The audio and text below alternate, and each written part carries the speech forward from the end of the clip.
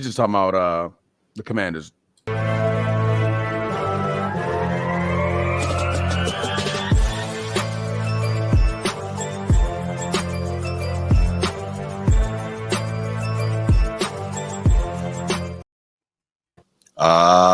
Yeah, welcome back to another episode of the Format Podcast Live.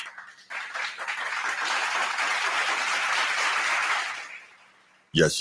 Got the whole team in the house Sunday morning. Had some amazing NFL action yesterday, but for the most part, the entirety of the main topics of this show today are going to be NBA. We're going to talk about some NBA. I know y'all been feeding for that, but we will briefly discuss the NFL in our quick hits. But before we get to that, Transformer G, what's going on, y'all? How y'all doing, man?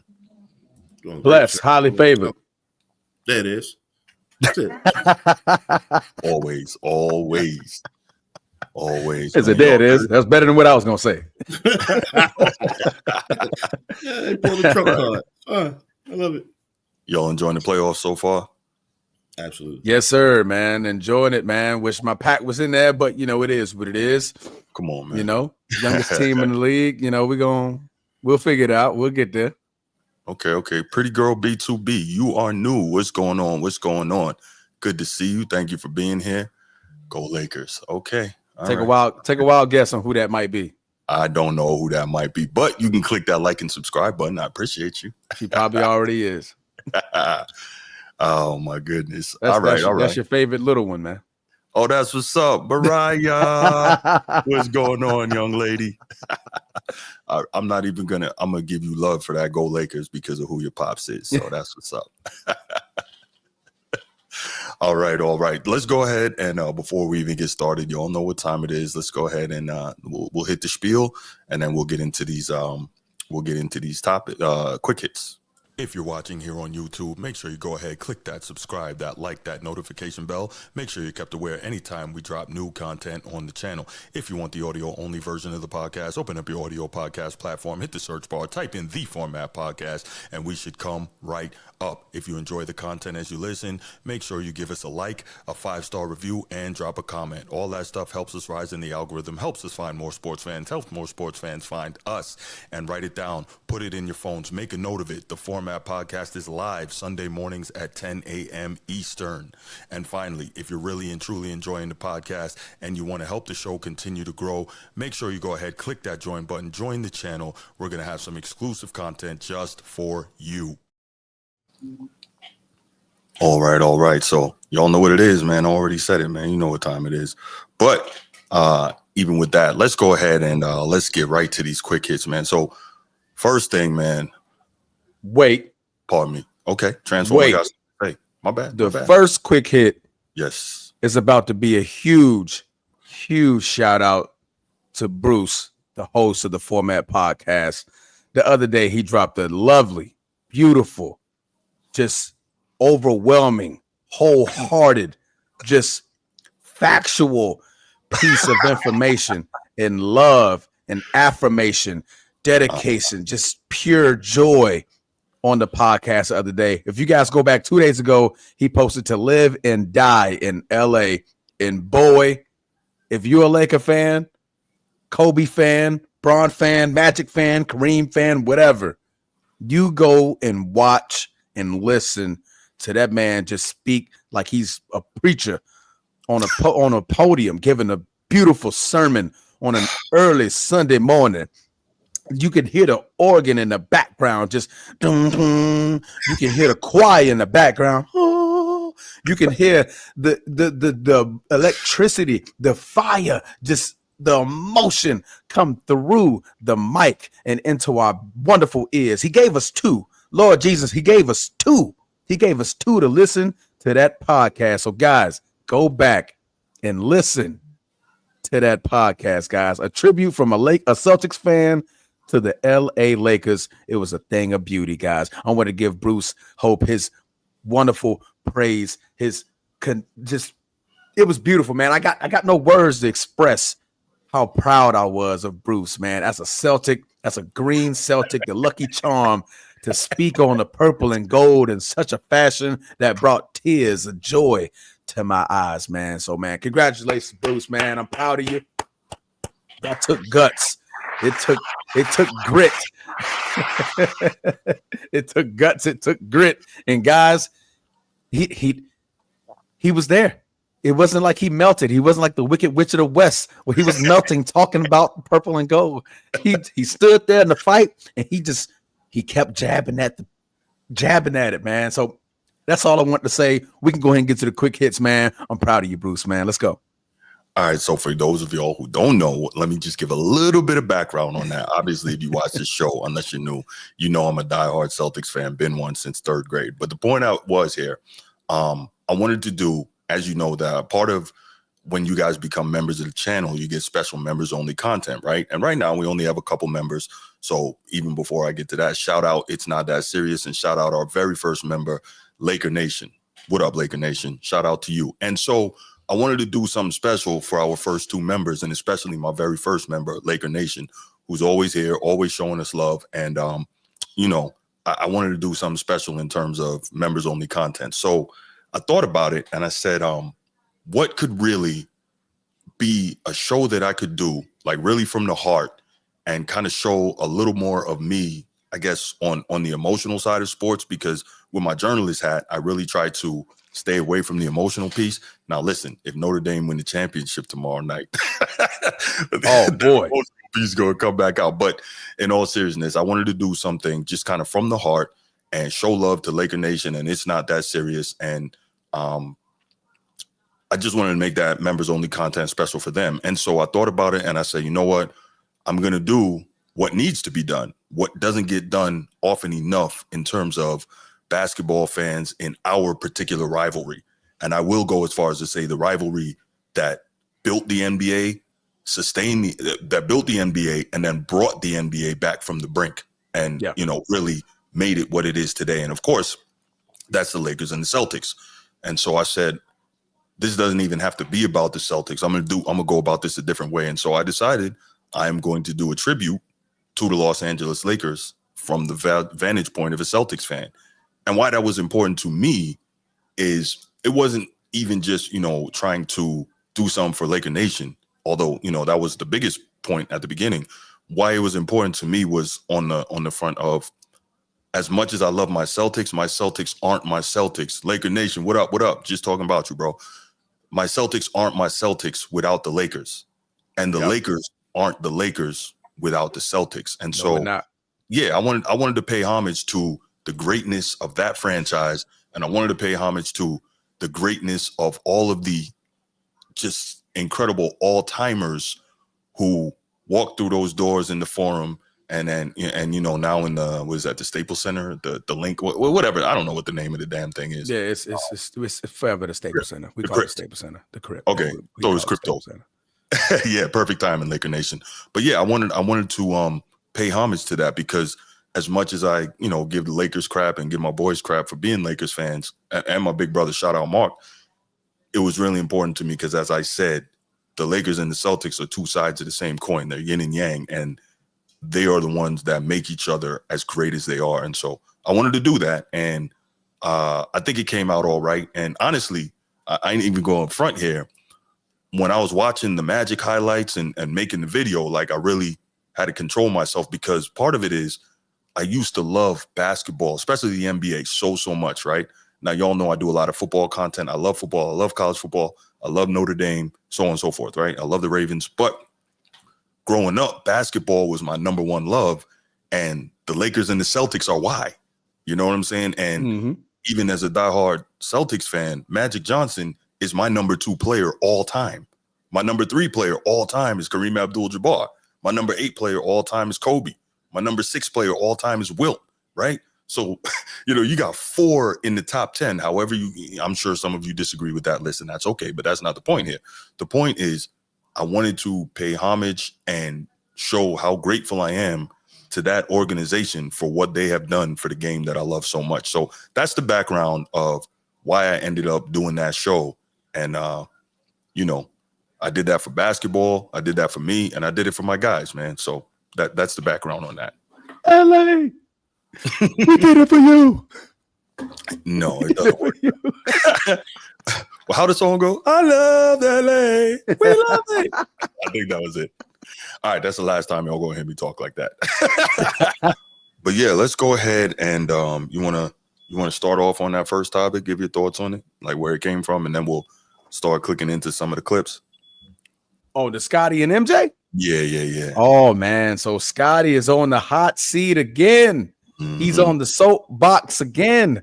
He had some fun things, and I'm gonna say fun things because there was a lot of things, but he had some fun things to mention about our say GOAT of basketball. All right. I believe, Bruce, we got a couple of clips that we're gonna let the audience hear. We're gonna chime in on these things. So this is gonna be more of a live reaction, not a live reaction, but a more intertwined reaction. We're gonna play a couple of clips here, and we're gonna come in and give our opinions on. Not gonna say blasphemy. Not going to say idiocracy on some crazy stuff, but some crazy stuff that Scottie Pippen had to say about the GOAT debate and about a lot of things about Michael Jordan. So, Bruce, I'm going to let you take it away. No we doubt. got the first clip here. No doubt. So, real quick, what I thought was interesting is that, and you can find this on the Valuetainment YouTube channel. Scottie Pippen recently sat down, did like a more than 2-hour interview with Patrick Bet-David. He does a lot of good interviews with a lot of different people, and it's really difficult in my estimation to get a kind of bead on his stances on a lot of things. He's in different places with different people, but he interviewed Scottie Pippen, and it touched on a number of things, and I was like, wow, okay, this is interesting. So definitely I clipped up some parts here, and we're going to talk about it. So first thing I want to talk about is we'll listen to clips on Scottie Pippen and MJ and their relationship, right? Now, mind you, real quick, we always thought Scottie Pippen and MJ were good, right? Especially, obviously, they won 6 championships together. We know that MJ was pivotal in making Scottie Pippen the player he became. Scottie Pippen was pivotal in making MJ the champion that he became. Yep. So the two of them worked really well together, but I think it's clear that we all know who the alpha dog in that relationship and on that team was, right? To the point that even when Scottie Pippen was the man on the Bulls while Jordan was out playing baseball, we know the clip of Scottie on the bench wearing Jordan sneakers, I think the 12s, lifting his shoe up, showing Michael Jordan and basically telling him like, hey, come back, right? So it's interesting now that after or following The Last Dance, Scottie Pippen,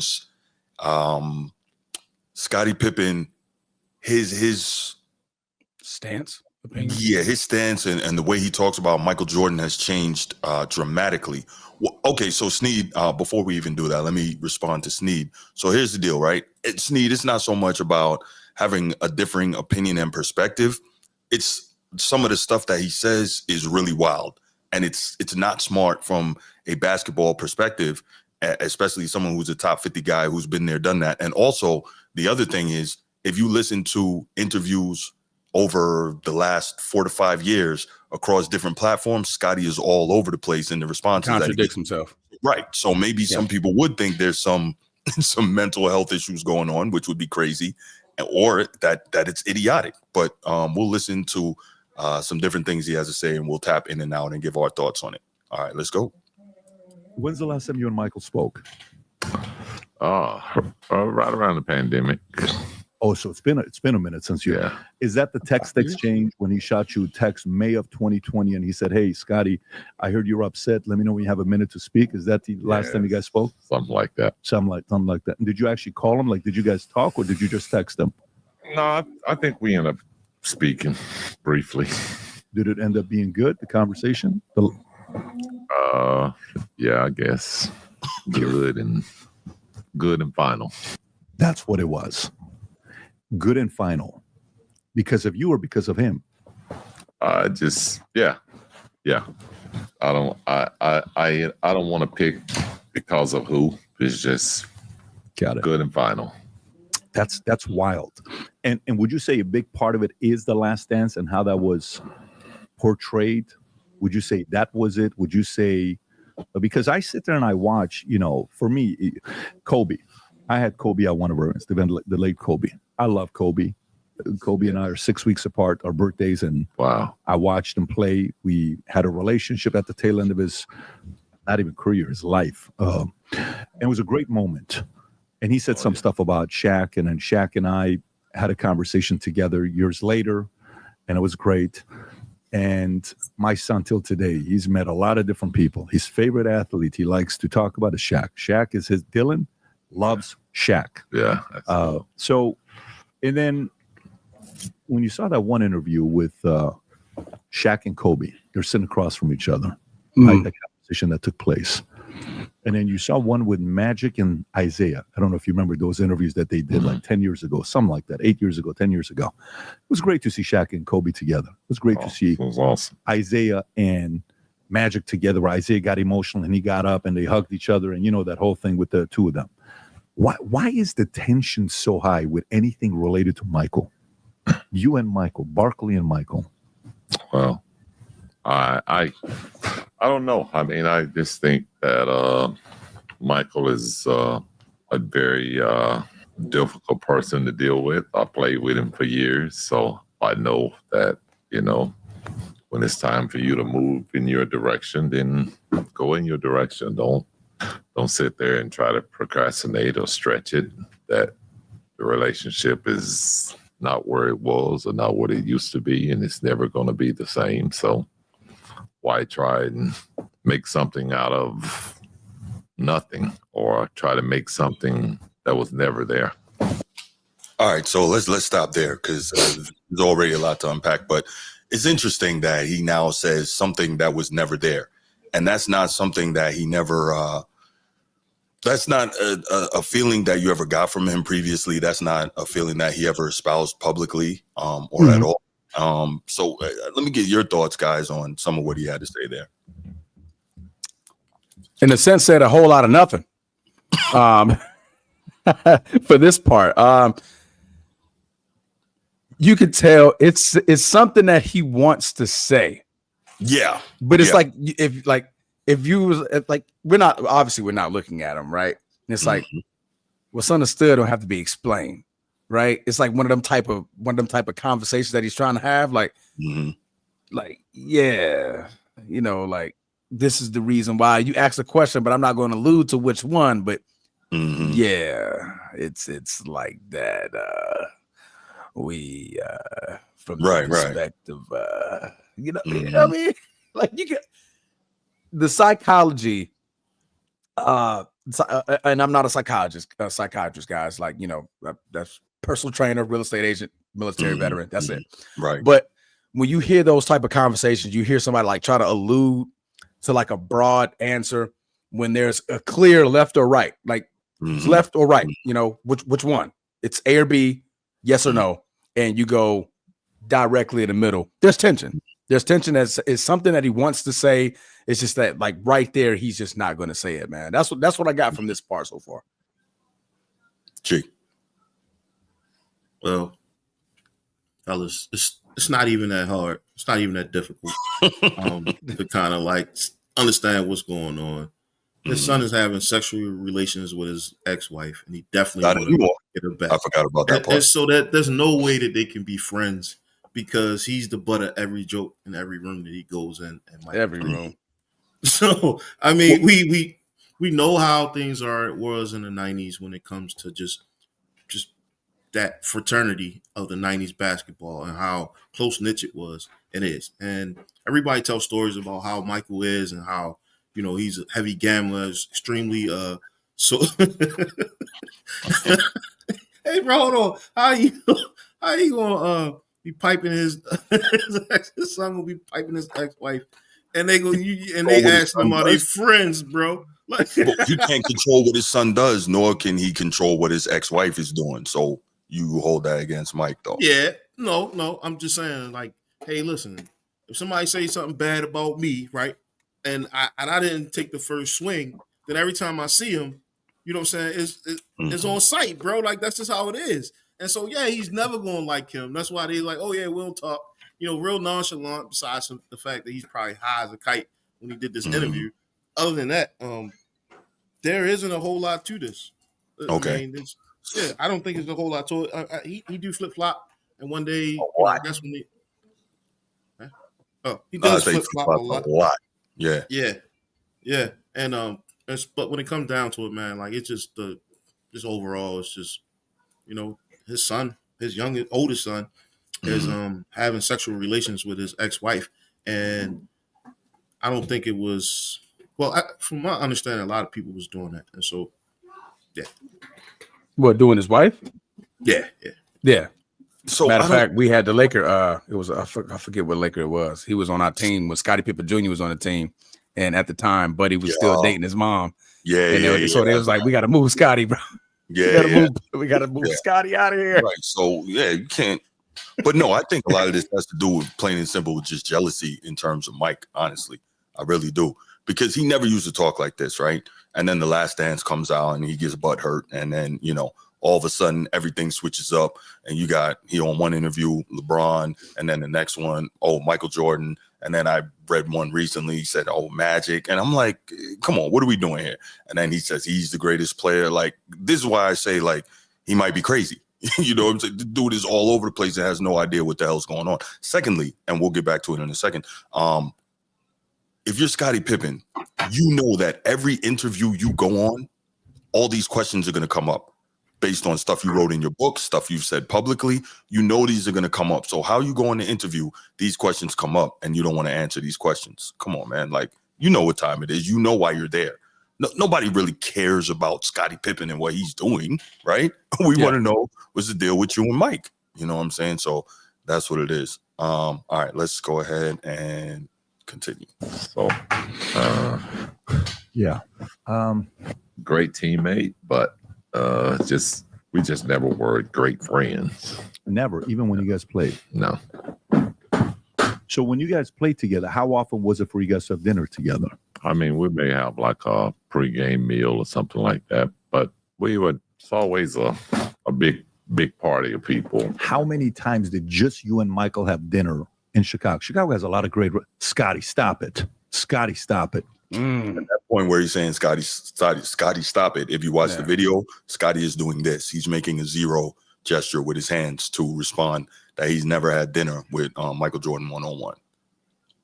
Never. You and Michael never had dinner together one-on-one? No, never.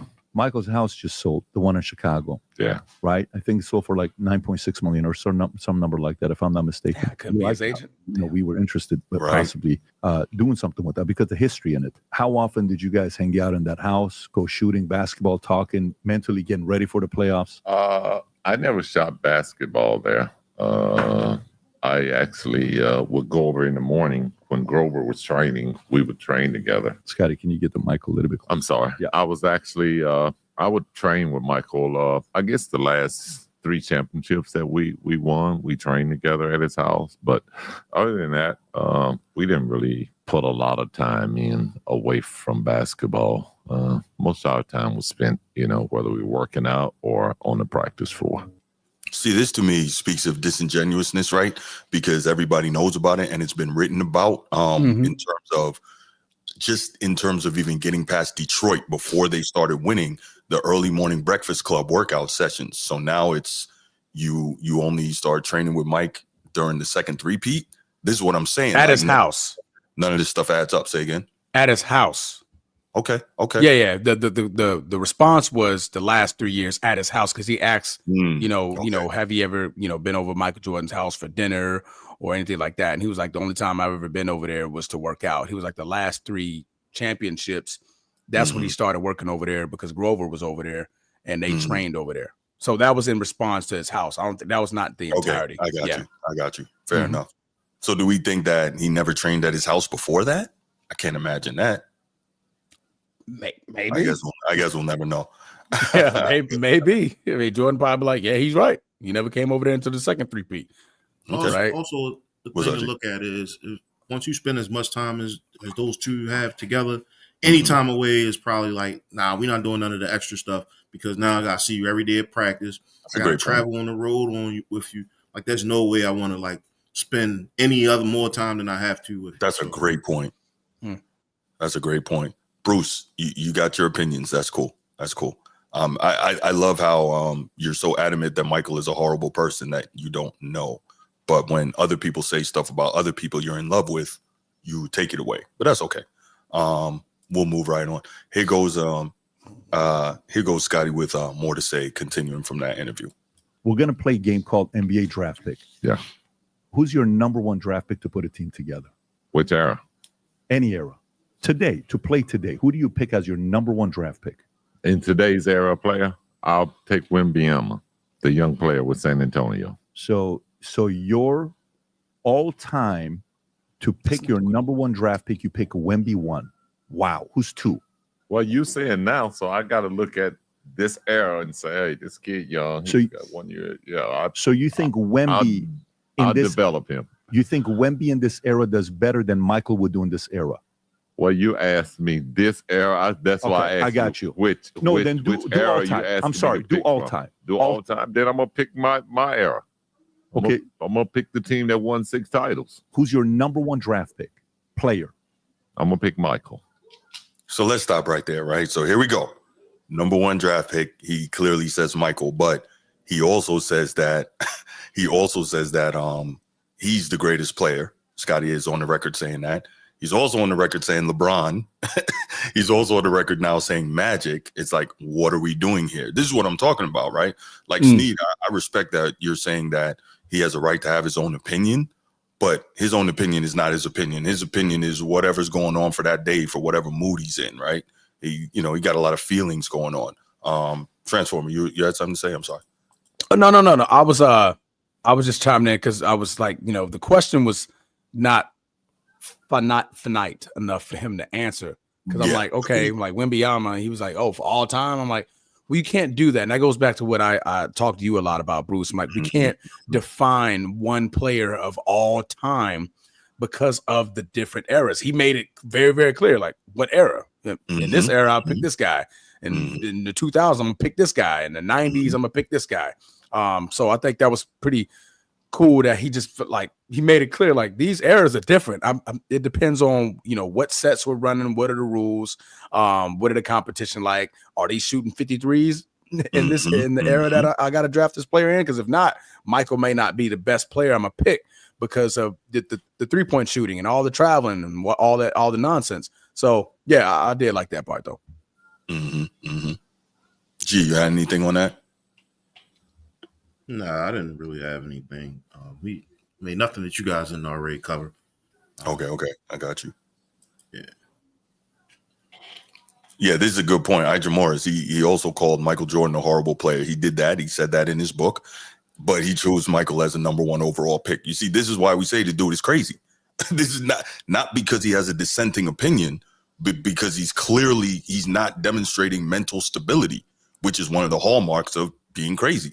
But now, do you think that that's a different question, a different opinion? Because he says horrible player because I played with him.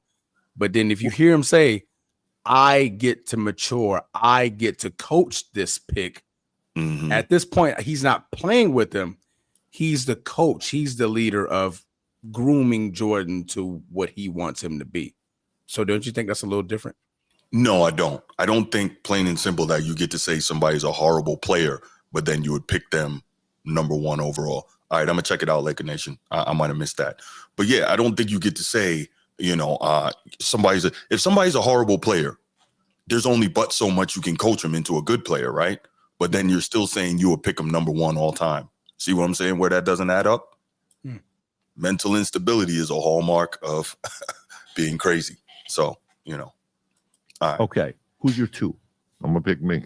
I agree. Who's your 3? To put a team that wins, who's your 3? I'm going to pick Dennis or Horace Grant, whichever era. I see what you're doing. I see. Okay, so let's just say Dennis is 3. Who's your 4? Don't matter. Give me anybody. I'll take you. So let me get this straight. So your mindset is you, Michael, and Dennis will beat any team that anybody puts together. We did it for 3 years. Twice. No, I did it with Horace the first time. But yeah, me and Michael did it. That's right. 6. That's right. That's fair enough. I'm sorry. Yeah. So that's why I said Dennis or Horace. Okay. But if you're, and I want to qualify this because to me, that could still be a safe space answer because you're still saying that I'm picking us against anybody else. Right. I'm picking the greatest team against anybody. Yeah, but when you say you're the greatest of all time, and the GOAT debate, that's still saying that you're ahead of Michael. So your position is still in the game of NBA. You're the greatest of all time, all around. I'm speaking from a team standpoint. Now look how he's trying to move the goalposts, right? He's saying he's the greatest of all time. Now I'm speaking from a team that. What are you saying? What are you really saying? And this is like really, I'm going to say it's really annoying to me, right? What are you saying? And the problem here is Patrick Bet-David, while he is clearly a successful businessman, he's not a journalist because he's allowing Scottie to dance around all these questions. And if you notice, a lot of the questions he asks are poorly worded, they're leading, etc. Like I'm listening to this interview and I'm like, this wasn't well conducted at all, man.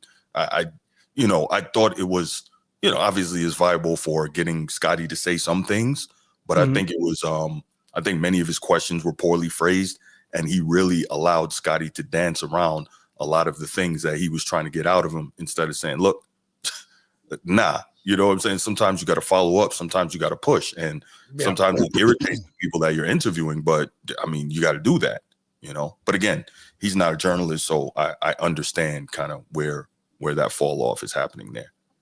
True. You're right. I mean, you're right.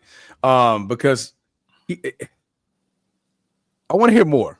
I want to hear more. This is the part that I wasn't able to listen to earlier, but I feel like we're getting somewhere in the conversation because me personally, you picking Jordan, you're picking yourself, and you said Horace Grant or Timmy? Dennis Rodman. Oh, Dennis Rodman. Dennis Rodman. Yeah, okay. So Dennis or Horace Grant, Pippen or Jordan, that three is going to beat anybody. That's what he says. I call BS because I don't know if that's the case. Yeah. So you can put anybody at the 5. You're gonna put anybody at the 1. You're gonna get cooked if anybody put Shaq and Kobe and anybody else, because now your interior is screwed over. Your interior is screwed over. So I mean, I thought that was funny. I mean, granted, you're the best of that era.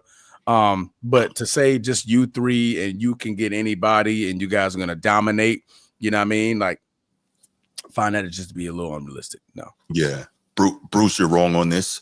2017 Warriors will not destroy the Bulls because those Bulls championship teams, especially the second three-peat, those are the greatest perimeter defensive teams we've ever seen. And there's no way. First of all, Klay's not guarding Mike, right? Steph Curry is not guarding even Ron Harper, right? But Ron Harper, with his length, or Michael Jordan, either one of those could lock up. Well, I guess the matchup would be Mike on Klay and then Ron Harper on Steph, and you have Scottie on Kevin Durant, which that would neutralize Kevin Durant. You could say all you want about KD and how great he is, but again, I'll point back to it again and again. We saw just 4 years ago in the playoffs against the Boston Celtics how he got completely locked up in that series. But it took 2 bodies. You don't have to believe me. It took 2 bodies. Well, it took multiple bodies getting thrown at him from different angles, but that's what defense was back then, right? But then it's like, but who take players out of there? No, I get what you're saying, but the question is, who was the second body you're sending? Because now you're going to leave one of the 2 open. Well, Steph, Klay, or KD. No doubt. But trust me, they can figure that out. You know what I'm saying? And again, that was the size and the length on that team defensively on the perimeter. I don't think that they couldn't deal with that. They couldn't. I get what you're saying, but we're talking about the minimized era of when they had to guard the perimeter. You got to guard KD and them out 30 feet. They've never had to go out 30 feet. So now this is what I mean by it's going to be different, than what people think. Because like, Bulls have great perimeter defenders and stuff like that. But that was at 23 to 22 feet that they had to guard them. You got to guard them at 26, 27, 28. Steph can shoot from 35. KD can shoot from 30. Klay can just shoot from wherever. So at that point, that now, like as you're close and you're in a bunch, you got to spread out. So now that them lanes are open, who's going to be the one to move to come check KD in the double team? Who's going to be the one to be, rotating on all these wide screens? So like I said, it could be a little bit different than what we're thinking, that they can lock up the perimeter. The perimeter is a lot more spread out. So, yeah. Not saying Yeah, you're right or no, wrong. I'm not saying I right, disagree or right. agree. I'm just No, I get it, but I giving think that also perspective of that, defense. and I get it, but we have, the NBA defensive coaches back then, man, they were geniuses. So, yeah, but okay, so let's go. Let's go back to this. Would you look at put yourself ahead of basketball as LeBron? a team standpoint. Would you put yourself ahead of LeBron as a team standpoint? My success as a team is more successful than LeBron. I got 6 rings. Right here, Patrick Bet-David just said yes, but do you put yourself ahead of LeBron as an all-around player in the NBA? Do you think you're better than him? That's what I would have asked him. You got to nail him down on that. And then you say, okay, do you think that you could defend LeBron and stop him? You got to ask those questions. See, this is where I was disappointed, but you could tell like he was playing softball with him. Okay, so then if I talk to an NBA owner, by the way, this is very helpful because realize I'm loving it. this is very helpful because for me as a fan, I've followed this. So if I speak from an NBA standpoint, owner, and I want to find an all-around player to be my number one, you think the average owner is going to pick you or LeBron? I don't know. Got it. Okay, so that You want individual accolades or you want championships? Because I didn't chase mine. okay, and that's an argument that LeBron went to Miami. He went back to Cleveland to win with Kyrie, and then he went back to LA to win with Anthony Davis. All are, Michael never had teammates like that, and you had Michael as a teammate. But the GOAT. So like you had the GOAT. Yes, You had the GOAT. correct. Bron didn't have the GOAT. No, So you were Robin. yes, When Yes. was LeBron ever Robin on any of his teams? he wasn't for the most part. I think he may have been maybe that first year in Miami or Dallas. But I'm winning when he won. That's my okay, question. never, When he never, won. never. Scottie, you were always Robin. Yes, Always Robin. yes, The first person to touch that trophy is Jordan, not Correct. you. The one Correct. that hosts an MVP trophy, that's Jordan, not you. not you. Yes, correct. Bron got Yes. to hold both first. Mm-hmm. There's a difference. There's a pecking order here, right? I'm with you. There's a pecking order here. You can't go and say, he chased teams, but you was on the coattails of the greatest player of all time. Make it make sense, bro. I think Mhm. defensively, Scottie is a better defender than LeBron. Hands down. And Yeah, without a doubt. Yeah, right. And so we just strictly talking offense, then your point makes sense. But if we talking about both sides of the court, which a lot of players don't do, I think Scottie was a better defender than Mike. He had all No. the tough assignments. He That's had actually- he had all his tough assignments, bro. That's a false narrative. That's actually a false narrative. If you go back and look, like do your research. See, this is what I always tell you. You say things, but you didn't do the research. I'm prepared for this as well because dealing with people like Bruce and the Brown people. So actually, Michael Jordan, Bron people like it's a race. well, Michael Jordan actually through those playoff runs and those championship runs defended the best offensive player, not center, obviously, but the best offensive player on the wing more often at a higher percentage than Scottie Pippen did.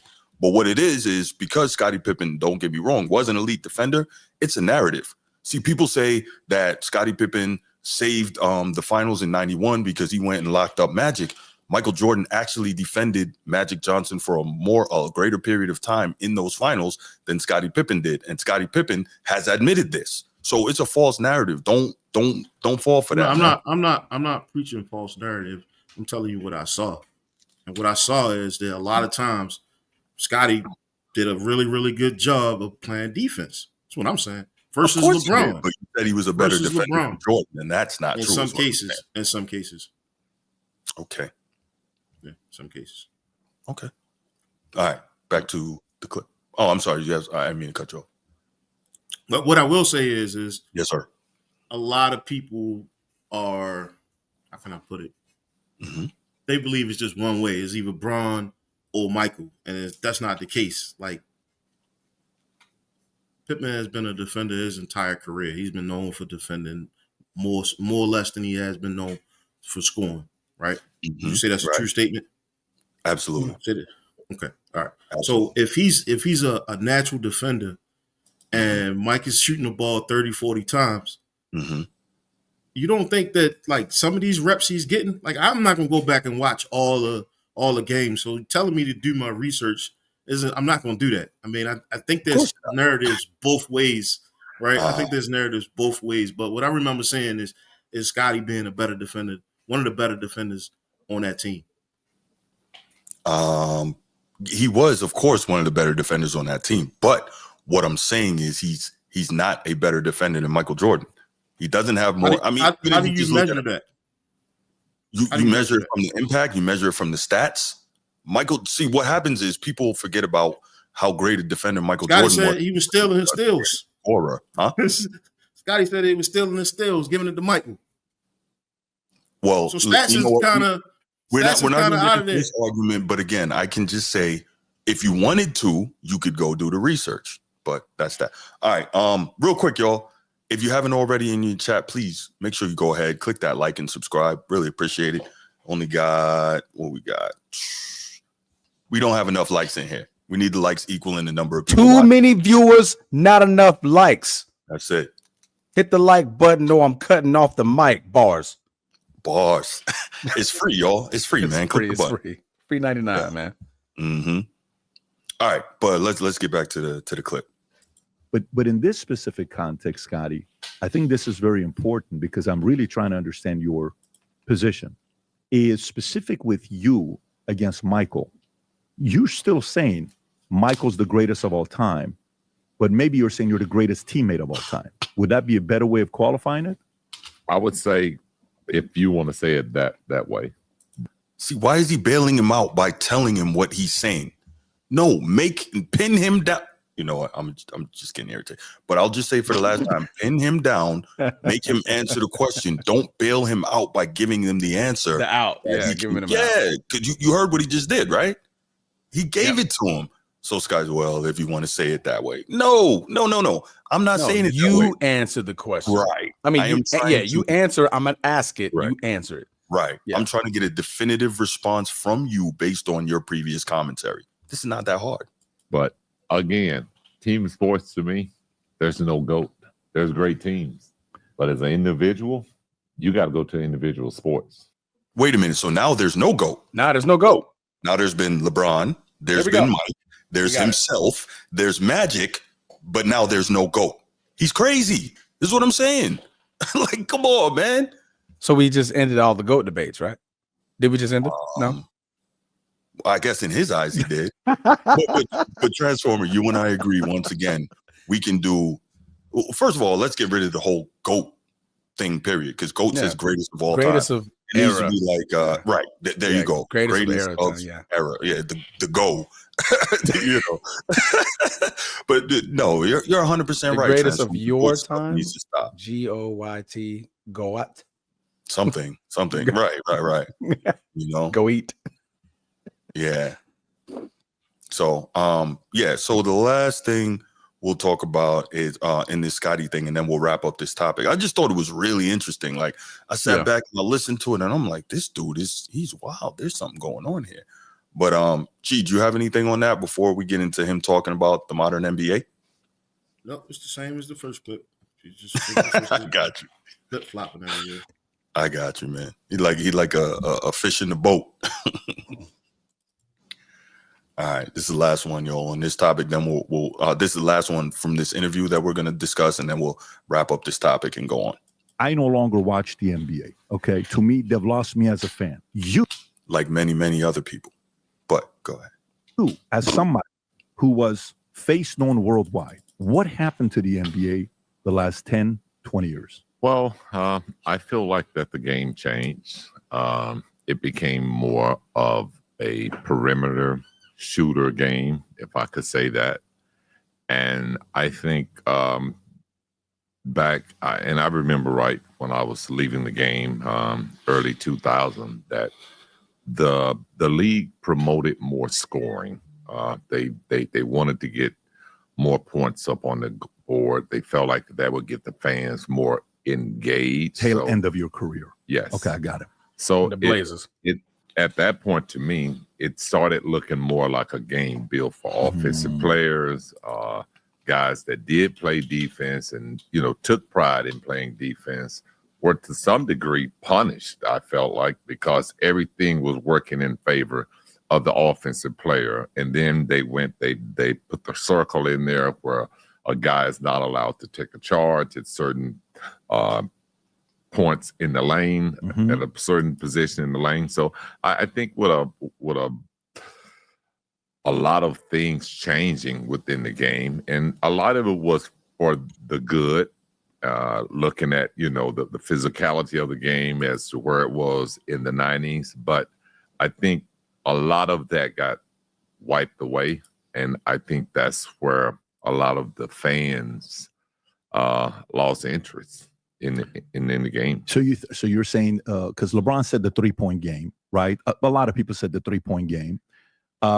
You're saying the defense. Rob, I just pulled this up, which is a very interesting stat, by the way, based on what you're saying. I pulled up what year the NBA averaged the least amount of points.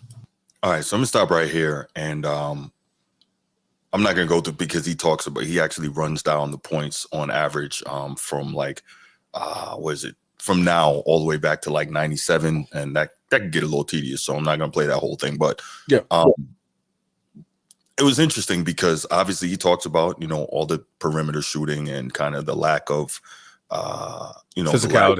physicality and variety in the game. And then later he'll talk about the carrying and the traveling. I mean, everyone knows it. We know what it is. So just kind of your thoughts on him saying that, explaining why he believes the NBA has turned a lot of fans off. I mean, it goes more to what I was saying earlier. Like I said, the style of, when he picks his era of basketball players to be the greatest of all time and what they allow now, right? The game is just completely different. Everything is 3-3-3. What are the Celtics averaging? 50 a game? Yes. 50 a game, right? Yes. You couldn't, out of the whole slate of basketball games back when Jordan played, you wasn't finna see 50 attempts from all the games played. So you see that from one team in today's league, and you didn't see it from all of the teams combined in a night slate of basketball games. So that right there is completely different. I do agree with him that the love for the game was lost because everything is a 3. Everything's a 3. Yeah. Everything's a 3, or it's a very, very long 2, or it's got to be some flashy crossover, or it's got to be a dunk, right? There's no post game. There's no skill involved. There's no pump. Like there's nothing like, when you showed that Kobe clip that you so gracefully put up there about the Lakers tribute the other day, is when he got in that post and he was at 15 to 20 feet. Yes. I'm going to make this defender move out of my way.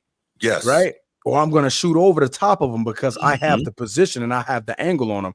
We don't see none of that nowadays. It's more screen, pass, screen, shoot the 3. Okay, good. Yeah. Rebound, kick it back to the corner, shoot the 3. Okay, now you missed out. Oh, we're going to kick it to the top of the key, screen, dribble tween, shoot the 3. Like nobody is going to make a different move.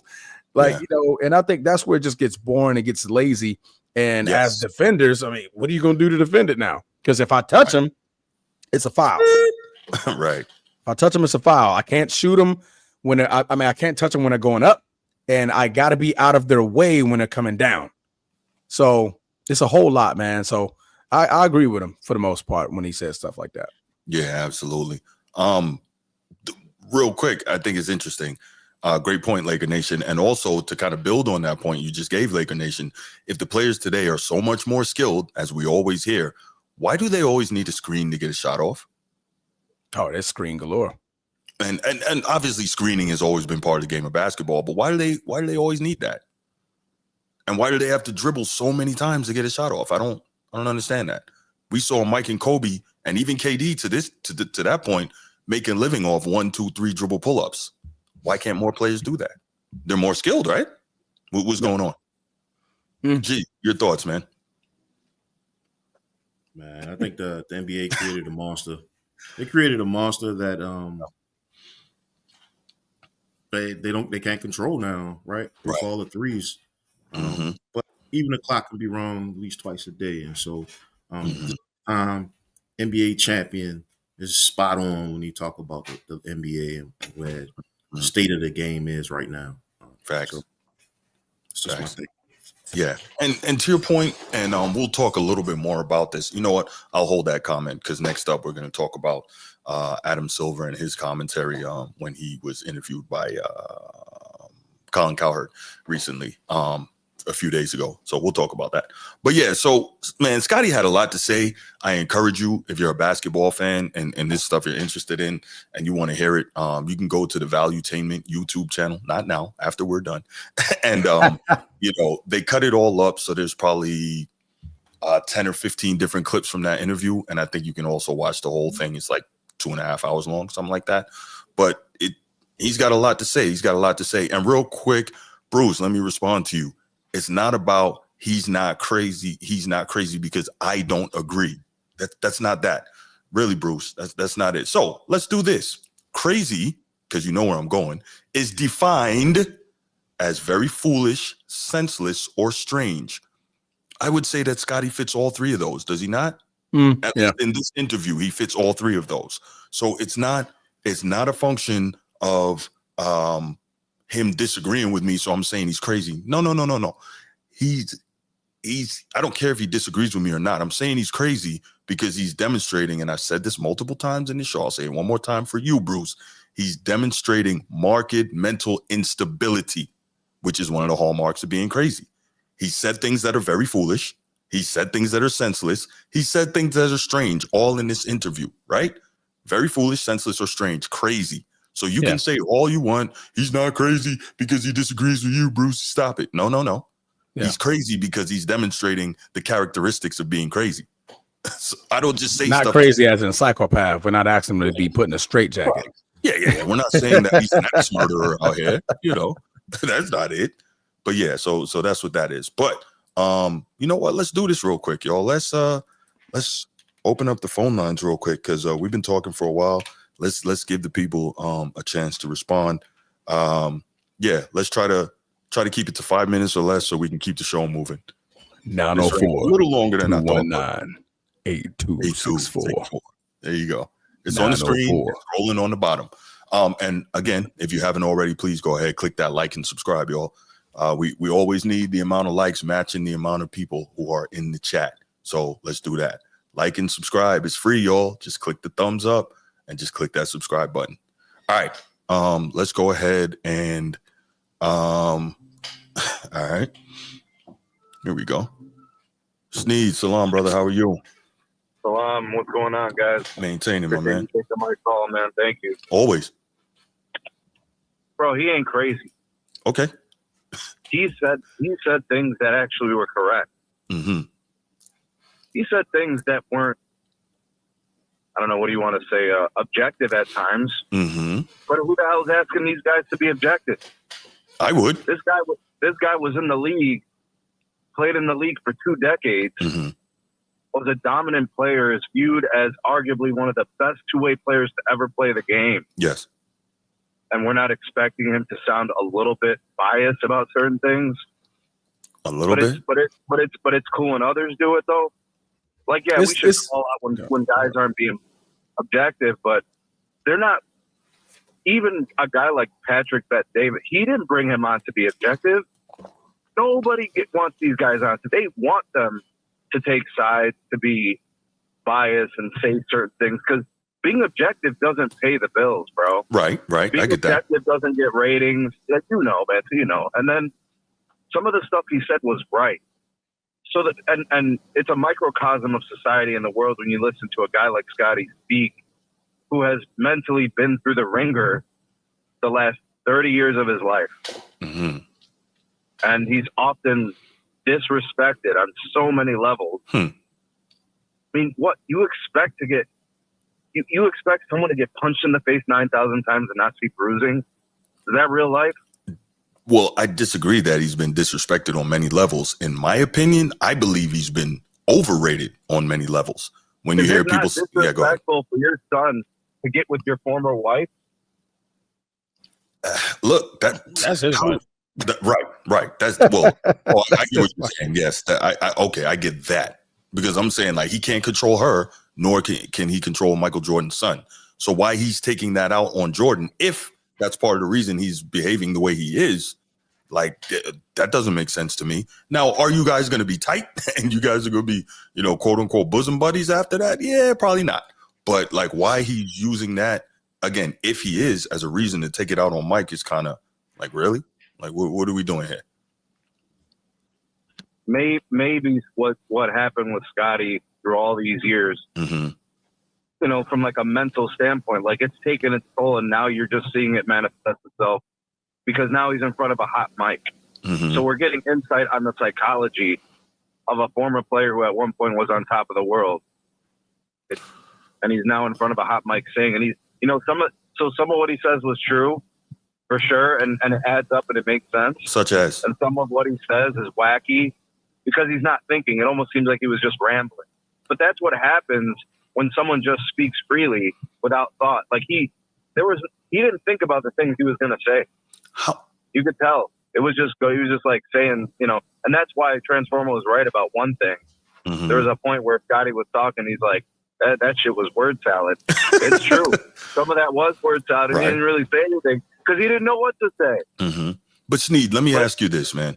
And you and I often agree, but no two people are ever going to agree 100% of the time because they're different people, different experiences, different thoughts, so on and so forth, right? But I think where we digress on this one is how could Scottie Pippen how could he not know that going on this show, that any show that he goes on now, any interview he agrees to do, that this is not going to be the focus of the discussion and the questions that he's going to be asked? How can he not be prepared for that? And I'm not saying necessarily write down notes and all that, but in general, how could he not be ready for that? That's confounding to me.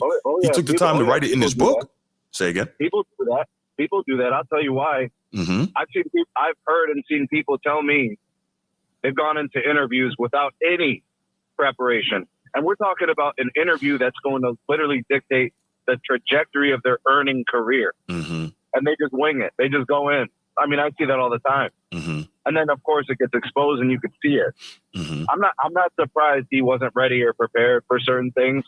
I don't think he ever really thought about, like, what the blowback would be by saying certain things. Anything that has to do with Michael is what everybody wants to know about Scottie. Right.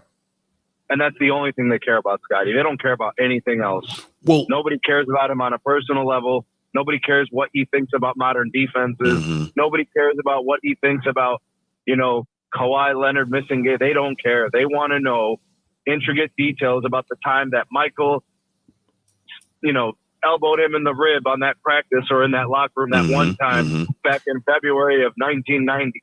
You know, like that's all they care about. And there's more to him, and that's unfortunate, but that's his fame. It's connected to MJ, unfortunately. So I definitely get that, Sneed, and I don't disagree with it, but I think a big part of that also is the stuff that he wrote in his book, the stuff he's going out there and saying, like, unprompted. And so that's why people are now asking these questions about Michael. You know, what do you think is the most egregious, flamboyant, crazy, wacky thing that he mentioned in his book that you think deserves scrutiny or follow-up? Michael was a horrible player. That's one. And two, he said what? He said Michael was a horrible player. Like, that's insane to me that anyone, whether or not you think he's the GOAT, we're not even talking about that. But to say Michael Jordan was a horrible player is crazy. He said that? He said that. He said that. That's on wax, bro. He said that. And so that's why I'm like, was it that he was a horrible player or a horrible teammate? No. He said he's a horrible player. I've heard him saying he was a bad teammate. That's why I'm surprised. I didn't know that. Yeah. So, you know, but so that's where we are. That's worthy of scrutiny because anybody who watches basketball and saw any of these guys play knows, like, your eye test what's good and what's not good. No, unfortunately, that's not true. There's a lot of people who say ridiculous things. Scottie Pippen called former Chicago basketball player when you see one, though. You would think. Yeah, the ball goes in the hoop, bro. It's like, you know. Yeah, well. But yeah, Sneed, let me let you go, man. We gotta keep it moving here, man. But I appreciate the call, brother. Thanks so much. Thank you. Have a good rest of the show, guys. All right, man. Yes, sir. All right, we'll take one more call if somebody wants to get one in here, and then we'll move on. But yeah, let's see. How dare you talk like that about my GOAT? Right. Yeah. So, interesting. Scottie Pippen called former Chicago Bulls teammate Michael Jordan a horrible player during an appearance on fellow Bulls teammate Stacey King's podcast, Give Me the Hot Sauce. So he said it there, and he also said it in the book. So, yeah. All right. Well, let's go ahead and move it on, man. Let's move it on to the next topic.